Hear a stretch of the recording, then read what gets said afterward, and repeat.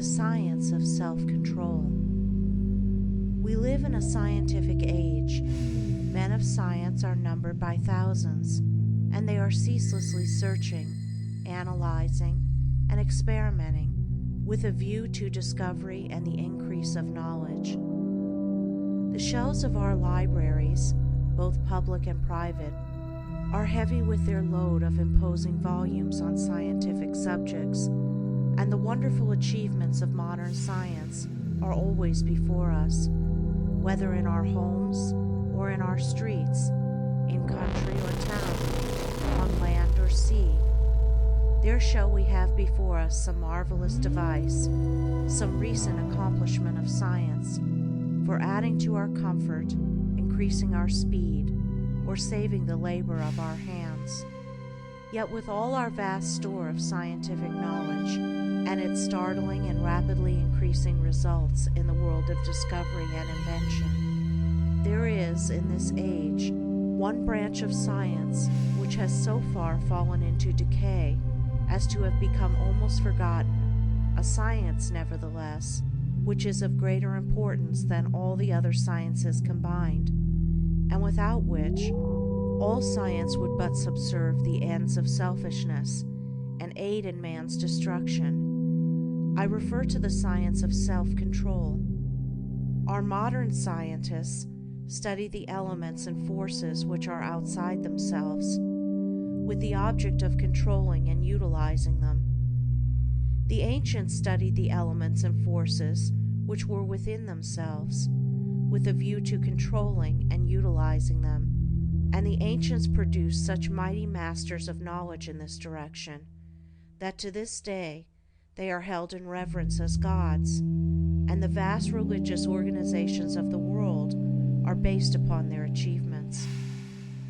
Wonderful as are the forces in nature, they are vastly inferior to that combination of intelligent forces which comprise the mind of man, and which dominate and direct the blind mechanical forces of nature. Therefore, it follows that to understand, control, and direct the inner forces of passion, desire, will, and intellect is to be in possession of the destinies of men and nations. As in ordinary science, there are, in this divine science, degrees of attainment, and a man is great in knowledge, great in himself, and great in his influence on the world, in the measure that he is great in self-control. He who understands and dominates the forces of external nature is the natural scientist, but he who understands and dominates the internal forces of the mind is the divine scientist, and the laws which operate in gaining a knowledge of external appearances operate also in gathering a knowledge of internal varieties. A man cannot become an accomplished scientist in a few weeks or months, nay, not even in a few years, but only after many years of painstaking investigation can he speak with authority and be ranked among the masters of science. Likewise, a man cannot acquire self-control and become possessed of the wisdom and peace-giving knowledge which self-control confers, but by many years of patient labor, a labor which is all the more arduous because it is silent and both unrecognized and unappreciated by others. And he who would pursue this science successfully must learn to stand alone and to toil unrewarded, as far as any outward emolument is concerned. The natural scientist pursues, in acquiring his particular kind of knowledge, the following 5 orderly and sequential steps. 1. Observation. That is, he closely and persistently observes the facts of nature. 2. Experiment.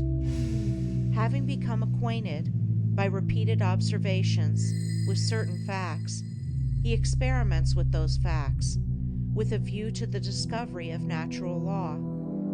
He puts his facts through rigid processes of analysis, and so finds out what is useless and what of value. and he rejects the former and retains the latter. 3.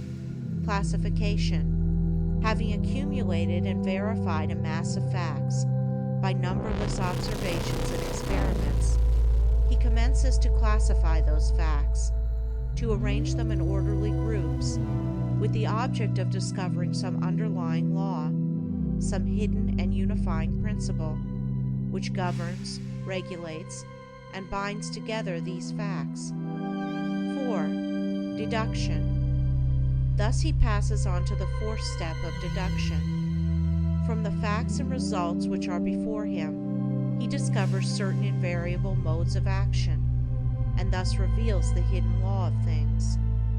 5. Knowledge. Having proven and established certain laws, it may be said of such a man that he knows. He is a scientist, a man of knowledge. But the attainment of scientific knowledge is not the end, great as it is. Men do not attain knowledge for themselves alone, nor to keep it locked secretly in their hearts, like a beautiful jewel in a dark chest. The end of such knowledge is use, service, the increase of the comfort and happiness of the world. Thus, when a man has become a scientist, he gives the world the benefit of his knowledge, and unselfishly bestows upon mankind the results of all his labors. Thus, beyond knowledge, there is a further step of use, that is, the right and unselfish use of the knowledge acquired, the application of knowledge to invention for the common weal. It will be noted that the 5 steps or processes enumerated follow in orderly succession, and that no man can become a scientist who omits any one of them. Without the first step of systematic observation, for instance, he could not even enter the realm of knowledge of nature's secrets. At first, the searcher for such knowledge has before him a universe of things.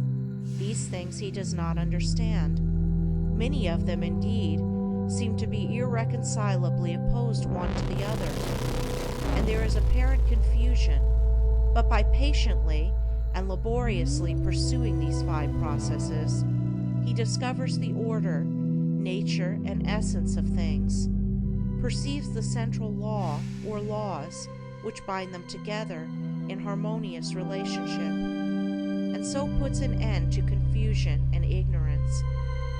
As with the natural scientist, so with the divine scientist, he must pursue, with the same self-sacrificing diligence, 5 progressive steps in the attainment of self-knowledge, self-control.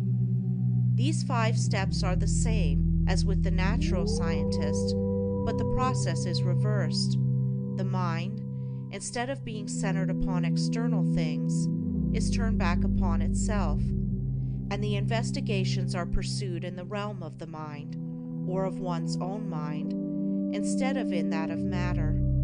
At first, the searcher for divine knowledge is confronted with that mass of desires, passions, emotions, ideas, and intellections, which he calls himself, which is the basis of all his actions, and from which his life proceeds. This combination of invisible, yet powerful forces appears confusedly. Some of them stand, apparently, in direct conflict with each other, without any appearance or hope of reconciliation. His mind in its entirety, too, with his life which proceeds from that mind, does not seem to have any equitable relation to many other minds and lives about him. And altogether, there is a condition of pain and confusion from which he would fain escape. Thus he begins by keenly realizing his state of ignorance. For no one could acquire either natural or divine knowledge if he were convinced that without study or labor he already possessed it. With such perception of one's ignorance, there comes the desire for knowledge, and the novice in self-control enters upon the ascending pathway, in which are the following 5 steps. 1. Introspection. This coincides with the observation of the natural scientist. the mental eye is turned like a searchlight upon the inner things of the mind, and its subtle and ever-varying processes are observed and carefully noted. This stepping aside from selfish gratifications, from the excitements of worldly pleasures and ambitions, in order to observe, with the object of understanding, one's nature, is the beginning of self-control. Hitherto, the man has been blindly and impotently borne along by the impulses of his nature, the mere creature of things and circumstances. But now he puts a check upon his impulses, and instead of being controlled, begins to control. 2. Self-analysis. Having observed the tendencies of the mind, they are then closely examined and are put through a rigid process of analysis. The evil tendencies, those that produce painful effects, are separated from the good tendencies, those that produce peaceful effects, and the various tendencies, with the particular actions they produce, and the definite results which invariably spring from these actions, are gradually grasped by the understanding, which is at last enabled to follow them in their swift and subtle interplay and profound ramifications. It is a process of testing and proving, and for the searcher, a period of being tested and proved. 3. Adjustment. By this time, the practical student of things divine has clearly before him every tendency and aspect of his nature, down to the profoundest promptings of his mind and the most subtle motives of his heart. There is not a spot or corner left which he has not explored and illuminated with the light of self-examination. He is familiar with every weak and selfish point, every strong and virtuous quality. It is considered the height of wisdom to be able to see ourselves as others see us. But the practitioner of self-control goes far beyond this. He not only sees himself as others see him, he sees himself as he is. Thus, standing face to face with himself, not striving to hide away from any secret fault, no longer defending himself with pleasant flatteries, neither underrating nor overrating himself or his powers, and no more cursed with self-praise or self-pity, he sees the full magnitude of the task which lies before him, sees dearly ahead the heights of self-control, and knows what work he has to do to reach them. He is no longer in a state of confusion, but has gained a glimpse of the laws which operate in the world of thought, and he now begins to adjust his mind in accordance with those laws. This is a process of weeding, sifting, cleansing. As the farmer weeds, cleans, and prepares the ground for his crops, so the student removes the weeds of evil from his mind, cleanses and purifies it, preparatory to sowing the seeds of righteous actions, which shall produce the harvest of a well-ordered life. 4. Righteousness. Having adjusted his thoughts and deeds to those minor laws which operate in mental activities in the production of pain and pleasure, unrest and peace, sorrow and bliss, he now perceives that there is involved in those laws one great central law, which, like the law of gravitation in the natural world, is supreme in the world of mind, a law to which all thoughts and deeds are subservient, and by which they are regulated and kept in their proper sphere. There is the law of justice or righteousness, which is universal and supreme. To this law he now conforms. Instead of thinking and acting blindly, as the nature is stimulated and appealed to by outward things, he subordinates his thoughts and deeds to this central principle. He no longer acts from self, but does what is right, what is universally and eternally right. He is no longer the abject slave of his nature and circumstances. He is the master of his nature and circumstances. He is no longer carried hither and thither on the forces of his mind. He controls and guides those forces to the accomplishment of his purposes. thus having his nature in control and subjugation, not thinking thoughts, nor doing deeds which oppose the righteous law, and which therefore that law annuls with suffering and defeat. He rises above the dominion of sin and sorrow, ignorance and doubt, and is strong, calm, and peaceful. 5. Pure knowledge. By thinking right and acting right, he proves by experience the existence of the divine law on which the mind is framed, and which is the guiding and unifying principle in all human affairs and events, whether individual or national. Thus, by perfecting himself in self-control, he acquires divine knowledge. He reaches the point where it may be said of him, as of the natural scientist, that he knows. He has mastered the science of self-control and has brought knowledge out of ignorance, order out of confusion. He has acquired that knowledge of self, which includes knowledge of all men, that knowledge of one's own life, which embraces knowledge of all lives.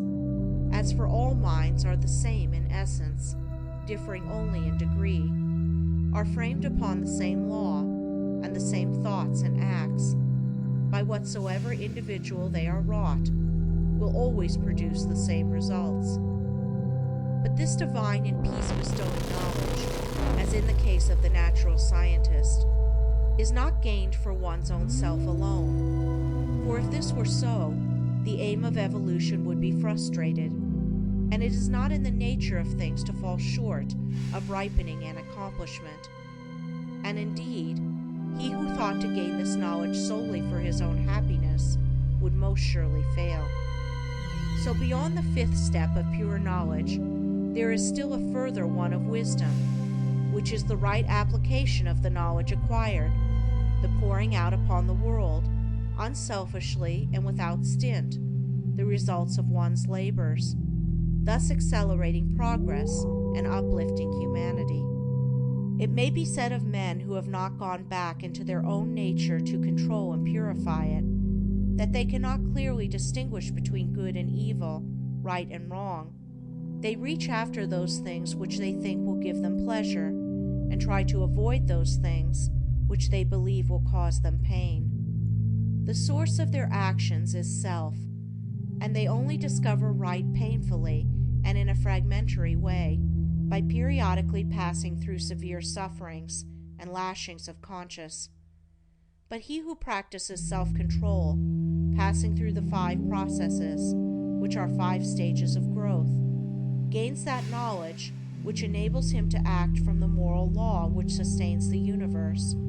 He knows good and evil, right and wrong, and thus knowing them, lives in accordance with good and right.